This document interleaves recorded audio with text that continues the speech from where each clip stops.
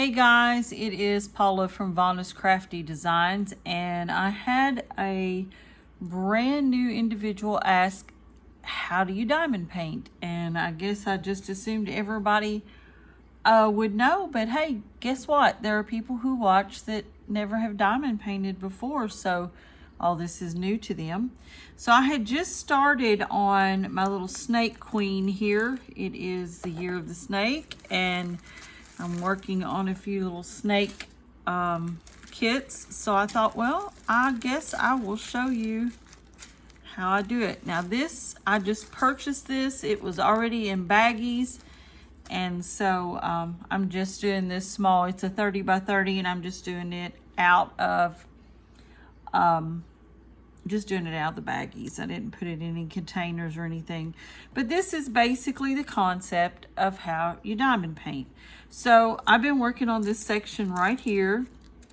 You'll have some kind of tool. It could be just a wand. We have those. Like here's the basic kit that comes in most of the budget-friendly kits. You got a tray, you got wax, and you got a wand. So this one I purchased off Diamond Art. It's got the metal tips and the metal ends, but you do not have to have this. All you have to have is one of these, okay? All right, so looking at this, we have a legend, which is numbers 1 through 19, and over here they have D and C numbers, and through here they have codes. And this particular one's pretty easy because it's 1 through 8 and then A, B, C, D to R. So there's only 19 colors. So what you do is you start with your tray. This is a tray that I'm using right now. I got this from Diamond Art Club, and I put a little Lucy sticker on it. No, not Lucy, this is Sally in it. Sally sticker on it. It's got a little thing here to pour drills out in after I use some of them. On this particular area that I'm working on, and I'm hoping you can see it. Maybe I can, hold on just a minute. Hold on. All right, I moved it down a little closer. But on this particular area right here, I've filled in these little white drills. These are called drills. It looks like there is a number 8. We'll just use 8. So if we go up here and look at 8, it is 703. So over here in one of my baggies, I'm looking 703, number 8. It's just a green. And so what I do is I take these out and I pour a few in my tray. I don't usually fill my tray up very much, especially if I'm working on something small. And I shake it because I want these drills to come down to where the rounded area is on top and the flat end is on the bottom in between these little grooves. There's a reason for that. I get me some wax. This is just the purple wax I've been working with. And you have to pull the little plastic area off here or you won't get any wax. And this is a single placer. There's only one. So you push that down in there and you get some wax on here, okay? Then, hopefully you can see what I just did because I probably was out of camera. I pushed that down in here and got some wax in here. Okay. Then I want to cover up 8. So I take the end that I got the wax on and I put it on top of the circular part. Let's see if I can see it. On the circular part of the pin where the flat part's on this side. All right. And then I just push it right down on that sticky because all this is sticky. And what I've got here is some release papers over this sticky part, right?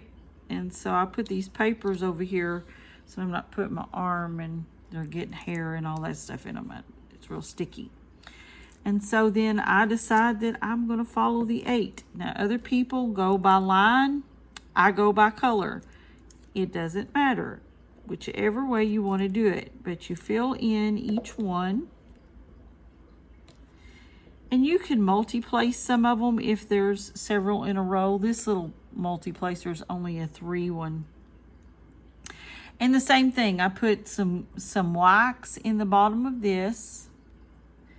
And then I'm going to put 2 on here, hopefully. I'm going to pick up 2. See how I picked up 2 on there? And right here together, there's 2 8s, and I'm going to lay those 2 8s down beside each other. Now, yes, you'll get wobbly and everything as you first start, but even if you do, you can take something like this, which has got a good edge on it, or let me see, I just got a putty wedge, and you can just lay it right in here between your drill line and push down, and it'll line it up just like that. So you can use a credit card, you can use just whatever you have that has a straight edge on it. I have this little tool here that was put on the end of this particular diamond art pen, and I just use it, just a metal straightener.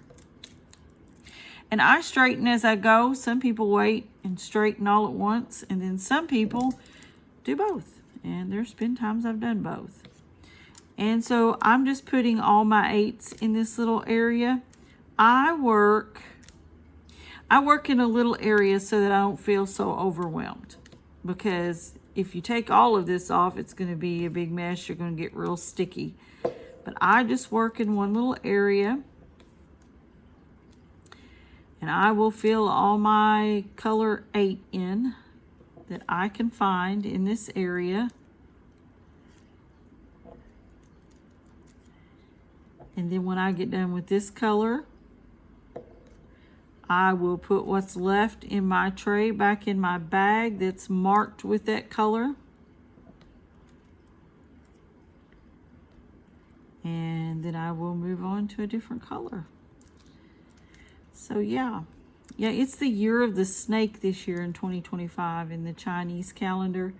So there are several people doing the year of the snake in June.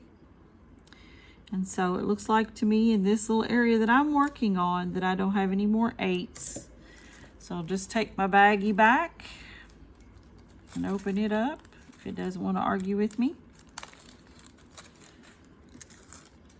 And I'll put these back in here.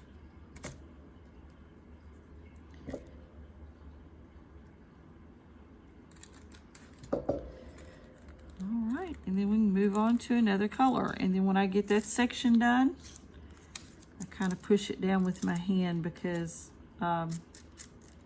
make sure it's stuck. And you might have extra drills. That's okay. Most of the time you get extra drills. So just push them back and forth. I like putting everything, all the drills back in the container because there's a little spout. So if I want to put these spilt drills back into this bag, then I have the spout that I can put them in. So I always work a lot out of my trays, with my trays. All right, and if there's something that gets on there that I don't want, I have a pair of tweezers. Sometimes these come with the different kits, and you can just pull that out, put it wherever you want to. So that's kind of what I do. Also, if it gets real dark, which this is a very light canvas, I use a light board. You can purchase these, and that brightens that up so you can see your letters and your numbers and your symbols better. I also end up leaving this on here because I can always lay it back down. I kind of mark it off a little bit of washi. And then when I'm getting ready to work again, I can pull this right back up here, pull this off, and maybe come down here and just work on this little section or a bigger section. Just depends on what you're comfortable with. Some days I don't mind a bigger section. Some days I like a smaller section. Just depends on what I'm doing. But you follow your numbers and your symbols, and that's kind of how you diamond paint. Again, this is your typical, when you buy a budget-friendly kit, you get one of these. You get a green tray, you get a thing of wax, and you get a wand. is what I call it. And as you can tell, a wand is different than a pen. They do the same thing. They just are different and cost more. Then on the end here, you just pull back your wax right here on your little wax square. And you push it right in.